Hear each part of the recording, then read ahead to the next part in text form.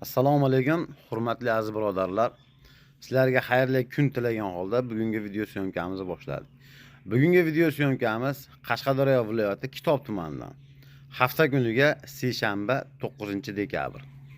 Xonadonimga bitta yaxshi sigir kerak, sutdor bo'lsin deganlarga mana bitta yaxshi sigir. Suti ko'p, 25 litrdan ziyod suti bor. 4-qoringa bo'g'oz, simental buqaga qo'yilgan. Nihoyatda yuvosh yaxshi sigir bitta xonadonda bemalol sut bilan ta'minlab gullatadi xudo xolasa.